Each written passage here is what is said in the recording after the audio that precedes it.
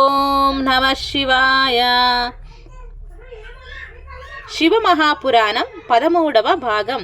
త్రయంబకేశ్వరుడు. త్రయంబకం గౌతమీ తటే అని మనం అంటాము. సహ్యాద్రి శిరే వసంతం గోదావరీ తీర పవిత్ర దేశే యుద్ధర్శనాత్ పాతకమాశునాశనం ప్రయాత్ తం త్రయంబకే మీషమీడే ద్వాదశీ జ్యోతిర్లింగ స్తోత్రం. త్రయంబకుడు తనను దర్శనం చేసిన వారిని రక్షించే స్వభావం కలవాడు. ఆయన్ను స్మరించిన వారిని, ఆయనను నమ్మిన వారిని సర్వకాలములయందు రక్షించే స్వరూపం ఉన్నవాడు. ఇప్పటి వరకు చదివిన స్వయంభూలింగముల విశేషం ఒకలా ఉంటుంది, త్రయంబకేశ్వరుని వద్దకు వచ్చేటప్పటికీ ఒకలా ఉంటుంది. ఇది కేవలం ఒక లింగం ఆవిర్భవించిన కథ కాదు. గౌతమ మహర్షి జీవితమును, ఆయన శీలమును, ఆయన గొప్పతనమును ఇందులో చూస్తారు. అక్కడి శివలింగం గొప్పదా, గౌతముడు గొప్పవాడా అని ఒకసారి ఆలోచిస్తే గౌతముడే గొప్పవాడని అనిపిస్తుంది. ఇక్కడ ఒక నది, ఒక శివలింగం ఆవిర్భవించాయి. మనం తెల్లవారి లేస్తే ఏ నదీ జలములు త్రాగి బ్రతుకుతున్నామో ఆ నదిని తీసుకువచ్చిన మహాపురుషుని చరిత్ర ఇప్పుడు వినబోతున్నాము. గౌతముడు చాలా గొప్ప మహర్షి. ఆయన తన శిష్యులతో కలిసి ప్రతిరోజు శంభూలింగారాధనను చేస్తుండేవాడు. ఆ లింగానికి శంభూలింగం అని పేరు పెట్టాడు. శం భవమయతి ఇది శంభుహో, మంచి భావములు కల్పించగలిగిన లింగమును ఆరాధన చేశాడు. అటువంటి మహర్షి కోరుకునేది ఒక్కటే, లోకమంతటిని లోకేశ్వరునిగా చూడటం. చాలామంది శిష్యులు ఆయనను అనుగమించి ఉండేవారు. వాళ్ళందరికీ అనేక శాస్త్రములు బోధిస్తూ బ్రహ్మగిరి అనే పర్వత శిఖర పాదములనందు ఆశ్రమమును చేసుకొని లింగారాధన చేస్తూ పవిత్రమైన జీవితమును గడుపుచున్నాడు. ఇలా నడుస్తుండగా కొంతకాలమునకు అనావృష్టి వలన భయంకరమైన క్షామం వచ్చింది. వర్షములు పడలేదు, ఎక్కడా నీరు లేదు. ఎప్పటికీ లోకమంతా నీరు లేకపోతే శివలింగమునకు సహస్ర ఘటాభిషేకం చేస్తే వర్షములు పడతాయి. అటువంటి పరిస్థితిలో ఒక్కొక్కరు నీరు ఎక్కడ దొరుకుతుందో అక్కడికి వెళ్ళిపోతున్నారు. దీనికి గౌతముడు చూసి, నేను ఎలాగైనా ఈ లోక బాధను తీర్చే ప్రయత్నం చేస్తాను అని జలముల యొక్క అధిదేవతల గురించి తపస్సు చేశాడు. నీవు తపస్సు చేశావు, సంతోషించాను, కానీ నేను మాత్రం వర్షించడం కుదరదు. కానీ నీకు ఒక ఉపకారం చేస్తాను. లోకమునంతటికీ నేను నీరు అవ్వలేను. నీవు ఒక చిన్న గుండం తవ్వు, నేను అందులో నీళ్లు పోస్తాను. ఒక వరం ఇస్తాను, ఆ కుండం ఆరదు, ఎప్పుడూ నీళ్లు ఉంటాయి అని చెప్పాడు వరుణుడు. అప్పుడు గౌతముడు, ఇంతకన్నా నాకు అదృష్టం ఎక్కడ ఉంటుంది, తప్పకుండా అలా చేస్తాను అని తన భార్య అయిన అహల్యతో కలిసి ఒక గుండం తవ్వాడు. అహల్య గొప్ప పతివ్రత. వారు తవ్విన గుండంలో నీరు నింపాడు వరుణుడు. అప్పుడు గౌతముడు, అహల్య కలిసి ఈ నీటిని పట్టుకు వెళ్ళి సేద్యం చేసి అనేకమైన పంటలు పండించారు. అందరికీ ఉచితంగా భోజనం లభించింది. అక్కడి ప్రజలు గౌతమ మహర్షి ఆశ్రమునకు వెళ్ళి చక్కగా ఆ పెట్టిన పదార్థములన్నిటినీ తినడమే కాక ఈ కీర్తిలో వాటా కోసం కొందరు గౌతమునితో బంధుత్వం కలదని చెప్పుకొనడం ప్రారంభించి ఆయన దగ్గరకు చేరారు. అలా జరుగుతుండగా గౌతమాశ్రమంలో ఒక విచిత్రం జరిగింది. ఒకరోజు తెల్లవారుజామున మహర్షి శివలింగమునకు అభిషేకం చేయాలి, వరుణ గుండంలోకి వెళ్ళి నీళ్లు పట్టుకురండి అన్నారు. శిష్యులు వాళ్ళు నీళ్లు తేవడానికి వెళ్ళారు. అదే సమయమునకు మునుల భార్యలు అక్కడికి స్నానం చేయడానికి వచ్చారు. వాళ్ళు స్నానం చేశాక పట్టుకుందాములే అని అక్కడ నిలబడడం బ్రహ్మచారికి దోషం అవుతుంది. కాబట్టి అమ్మలారా, మీరు ఒక్కదారి అలా పక్కకి తొలగితే మేము నీళ్లు పట్టుకొని వెళ్ళిపోతాము అని చెప్పారు. స్త్రీలు అన్నారు, మీకు ఎంత మిడిసిపాటు వచ్చింది? మా స్నానం కన్నా గౌతమునికి సంధ్యావందనం, అభిషేకం ఎక్కువయ్యాయా? అవతలికి పొండి అన్నారు. ఆ మాటలకు శిష్యులు చిన్నబుచ్చుకొని ఖాళీ కుండలతో తిరిగి వచ్చారు. అప్పుడు వాళ్ళకి ఏమి చెయ్యాలో అర్థం కాక అహల్య దగ్గరికి వెళ్ళి, అమ్మా, మునిపత్నులు మమ్మల్ని అనరాని మాటలు అని పంపించి వేశారు. ఇప్పుడు గురువు గారి వద్దకు ఎలా వెళ్ళడం అని అడిగారు. ఆ మాటలను విన్న అహల్య వెంటనే తాను వెళ్ళి నీళ్లు ముంచుకొని వెళ్ళిపోయింది. వెంటనే వాళ్ళు అహల్య మనల్ని చూసి ఏమీ మాట్లాడకుండా చులకన చేసి వెళ్ళిపోయింది అని దెప్పి పొడిచారు. వాళ్ళలో అక్కసులు బయలుదేరింది.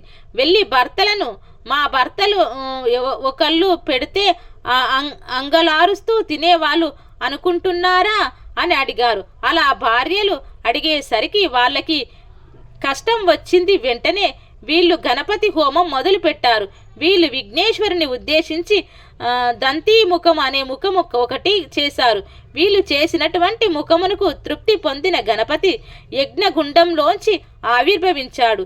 నేను మీకు ఏమి చేసి పెట్టాలి అని అడిగాడు. అప్పుడు వాళ్ళు గౌతముడు పొగరెక్కి ఉన్నాడు కాబట్టి ఈ ఆశ్రమంలోంచి గౌతముడు తరమబడేటట్లు నీవు ఏదో ఒక పథకము చేసి మమ్మల్ని రక్షించాలి అన్నారు. అప్పుడు విఘ్నేశ్వరుడు, ఇది మీరు అడగవలసిన మాట కాదు. ఒకనాడు మీకు తాగడానికి నీళ్లు లేక తినడానికి అన్నం లేకపోతే ఆ భార్యాభర్తలు ఇద్దరూ కలిసి మీకు వడ్డించి అన్నం పెడుతుంటే ఆయన ఈ ఆశ్రమం నుంచి తరిమి క్షామంలోకి తోరి మీరు సుఖములను అనుభవిద్దామని అనుకుంటున్నారా? ఇది ఎంత కృతజ్ఞత! ఇలా చేయకూడదు. అలా చేస్తే మీరు లోకంలో నశించిపోతారు అన్నాడు. అప్పుడు వాళ్ళు, నీ దగ్గర నీతులు వినడానికి మేము ఈ ముఖం చెయ్యలేదు. మా కోరిక ఒక్కటే, గౌతముడు ఈ ఆశ్రమం నుండి తరమబడాలి. అలా నువ్వు చేస్తే మేము చేసిన ముఖమునకు ఫలితం ఇచ్చినట్లు అవుతుంది. కాని నాడు నీవు కృతజ్ఞుడవు అయిపోయినట్లు మేము భావిస్తాము అన్నారు. అప్పుడు విఘ్నేశ్వరుడు, మీరు చేసే ముఖమునకు నేను ప్రీతి చెందాను. తప్పకుండా మీ కోరిక తీరుస్తాను. కానీ మీరు పాడైపోతారు. తన ఉపాసన యందు భంగం లేకుండా నడిచి వెళ్ళిపోయినటువంటి గౌతముడు సర్వోత్కృష్టమైన కీర్తిని పొందుతాడు. దీనిని మీ మనసులో పెట్టుకోండి. మీ కోరిక తీర్చడంలో నాకు అభ్యంతరం లేదు అన్నాడు. ఒక వృద్ధ గోవు అయినా కష్టపడి వేసిన పళ్ళు ఆకుకూరలు పచ్చి తినేస్తుంది. గణపతి ఆ వృద్ధ గోవు రూపంలో వచ్చాడు. మునులు కోరికను తీర్చడానికి గాను బక్క ఆవు మేస్తుంటే ఆవును కర్రెతో చేతితో కొట్టిన గోమేదక దోషం వస్తుందని మహానుభావుడు గౌతముడు ఒక ఎండిపోయిన గడ్డి పరక తీసి ఆవు మీద పడేసి హహ అన్నాడు. ఆ గడ్డి పరక పడగానే ఆవు చచ్చిపోయింది. నాకు గోహత్య దోషం వచ్చింది అని ఏడ్చాడు. ప్రాయశ్చిత్తం కోసం వెంపర్లాడలేదు. అక్కడికి అహల్య ఆయన శిష్యులు వచ్చి ఏడుస్తున్నారు. మునులు మునిపత్నులు వచ్చారు. ఏమైందని గౌతముని అడిగారు. జరిగింది చెప్పాడు గౌతముడు. అప్పుడు వారు, ఆవును చంపిన నీ ముఖం చూస్తే మహాపాతకములు వస్తాయి. నీవు నీ భార్యను శిష్యులను తీసుకొని ఆశ్రమం వదిలి ఎక్కడికైనా పో అన్నారు. అక్కడితో ఊరుకోక, నువ్వు గోహత్య చేసిన వాడివి, ఇక్కడ నీవు ఉంటే మేము ఉండం. అంతేకాక ఈ వేళ నుంచి నీవు దేవతలను ఆరాధించకూడదు. గోహత్య చేసిన నీలాంటి దుర్మార్గుడు పూజ చేస్తే భగవంతుడు నొచ్చుకుంటాడు. అదేమీ కుదరు పో అన్నారు. గౌతముని ప్రాణం ఈశ్వరార్చన. అప్పుడు ఆయన, అయ్యో నేను తప్పకుండా వెళ్ళిపోతాను అని వెళ్ళిపోయాడు. అక్కడి నుండి బయలుదేరి అక్కడ తిరిగి కొంత దుఃఖమును అనుభవించి, ఆ మునులను ఏదైనా ప్రాయశ్చిత్తం ఉంటే చెప్పండి, నేనది చేసుకొని మరలా నా జీవితమును ఈశ్వరాభిముఖం చేసుకుంటాను అన్నాడు. నిజానికి ఆయనకు తెలియని విషయమా? ఆయన ఇంకా మెట్లు దిగి వినయముగా వెళుతున్నాడు. వీళ్ళు మెట్లెక్కి అహంకారమునకు వెడుతున్నారు. అప్పుడు వీళ్ళు, అయితే ఈ భూమండలం అంతటిని 3 సార్లు ప్రదక్షిణ చెయ్యి. అలా చేస్తున్నప్పుడు అడుగు తీసి అడుగు వేసినప్పుడల్లా గోవుని చంపిన మహాపాతకుణ్ణి నేను అని అంటూ చెయ్యి వచ్చిన తరువాత చంద్రాయన వ్రతం చెయ్యి. అప్పుడు నీకు ఆవును చంపిన పాపం పోతుంది అని చెప్పారు. ఒకవేళ అలా చెయ్యలేకపోయినట్లయితే వెళ్ళి శంకరుని గూర్చి తపస్సు చెయ్యి. శంకరుడు ప్రత్యక్షమైన తర్వాత గంగను ఇమ్మని అడుగు. ఎక్కడ ఆవును చంపావో అటువైపు నుంచి గంగను ప్రవహింపజేయి. తర్వాత ఆగమర్షణ వ్రతం చెయ్యి. 1,000 లింగములు పెట్టు. వాటికి అర్చన చెయ్యి, అలా చెయ్యి, ఇలా చెయ్యి అన్నారు. మరలా గౌతముడు ఆశ్రమమునకు తిరిగి రాకుండా ఉండే విధంగా ఉపదేశం ఇచ్చేశారు. గౌతమ మహర్షి వెళ్ళి అద్భుతమైన తపస్సు ప్రారంభం చేశాడు. ఒక పార్థివలింగమును తీసుకొని పంచాక్షరి మహామంత్రంతో తదేక దిష్టతో శివుణ్ణి ఆరాధన చేశారు. అలా తపస్సు చేయగా శంకరుడు ప్రత్యక్షమై, నాయనా, ఎందుకింత గొప్ప తపస్సు చేశావు అన్నాడు. కన్నులు నీరు కారుస్తూ గౌతముడు, ఈశ్వరా, నీకు తెలియనిది ఏమున్నది? నేను ఆవుని చంపి మహాపాపం చేశాను. నేను చేసిన గోహత్య పాపమునకు నా నుంచి తీసివేసి నేను పాపాత్ముడును కానన్న స్థితిని నాకు కల్పించవలసినది అని ప్రార్థించాడు. శంకరుడు, అయ్యో పిచ్చివాడా, ఇంత తపస్సు చేసి పాపమును తీయమని అడుగుతున్నావా? నీకు పాపం ఉన్నదని అనుకుంటున్నావా? అసలు నీకు పాపమే లేదు. నీవు గోహత్య చేశావని చెప్పిన వాళ్ళు దుర్మార్గులు. జగత్తులో ఎవడైనా గౌతమ మహర్షి అన్న పేరు పలికినా, గౌతమ మహర్షిని చూసినా వాడి పాపములు నశించిపోతాయి. నీవు అంతటి పుణ్యాత్ముడవు. నిన్ను చూడటానికి నేను వచ్చాను అన్నాడు. గౌతముడు ఒక్కసారి అంతర్ముఖుడై చూశాడు. సత్యం తెలిసిపోయింది. వెంటనే ఆయన కళ్ళు తెరచి శంకరుని చూసి, ఆహా పరమేశ్వర, వాళ్ళు నాకు ఎంతో ఉపకారం చేశారు. వాళ్ళు నన్ను అలా తిట్టకపోతే నిన్ను ఇలా తపస్సు చేసి ప్రత్యక్షం చేసుకొని ఉండేవాడిని కాదు. వాళ్ళ వల్లనే నాకు నాకు నీ దర్శనం అయింది. వాళ్ళకు నేను రుణపడిపోయాను అన్నాడు.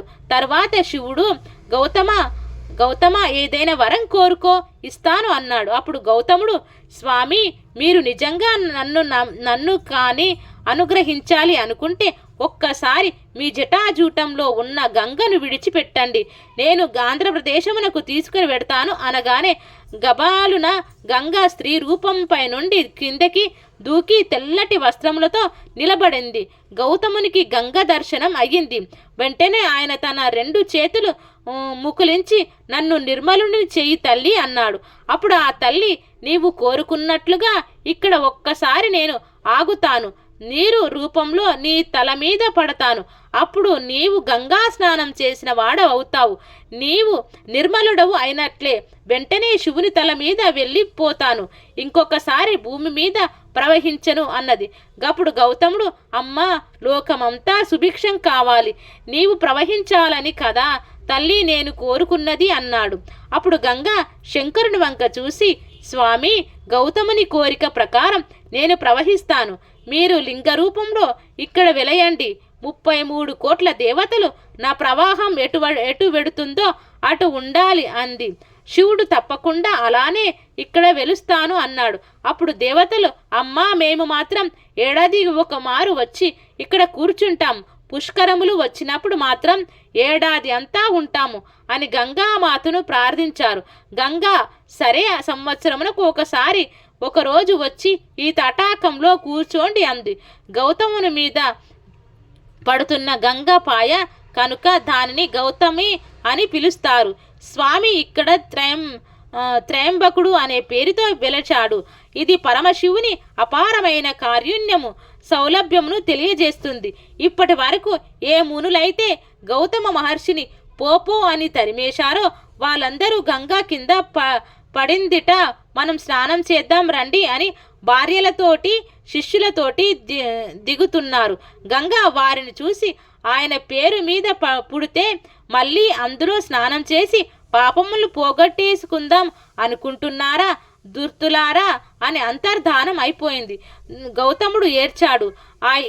ఈయన ఏడుపు చూడలేక గంగాదేవి తిరిగి వచ్చింది. అప్పుడు వీళ్ళందరూ చక్కగా లోపలికి దిగి స్నానం చేశారు. కొన్ని చోట్ల గౌతముడు మురళను శపించాడు అని వ్రాయబడింది. అలా చెప్తే ఆ ఆఖ్యానమునకు అర్థం ఉండదు. గౌతముడు శపించలేదు. తమ గురువుగారు ఇంత చేసినా సరే గంగా స్నానమునకు మళ్ళీ ఏర్పాటు చేసిన సరే స్నానం చేసి వచ్చి క్షమాపణ చెప్పి ఆయన కాళ్ళు పట్టని మునులను చూసి గౌతమ శిష్యులు కూడా మీకు శివభక్తి లేకుండునుగాక అని శపించారు. ఆనాటి నుండి వాళ్ళు జడులై తమ జీవితములను పాడు చేసుకుని తిరగసాగారు. ఆనాడు వెలసిన త్రయంబక లింగమే మహారాష్ట్రలోని త్రయంబకేశ్వరుడు అని పిలువబడుతూ గౌతమి తటి ఒడ్డున మనం చూస్తున్నది ఆయన త్రయంబకుడు అనగా 3 కన్నులవాడు. ఆ త్రయంబకుడిని చూసి ఒక్కసారి 3 కన్నులవాడా మహాదేవా అని ఒక్కసారి నమస్కరిస్తే చాలు, మీకెంత ఫలితమును ఇచ్చేస్తాడో ఒక నది ప్రవహించేటట్లు చేసి ఆనాటి నుండి ఈనాటి వరకును బ్రతుకుతున్నామంటే అన్ని క్షేత్రములు వచ్చాయి అంటే మహాపురుషుడైన గౌతముని మనం ఎల్లప్పుడూ స్మరించుకుంటూ ఉండాలి.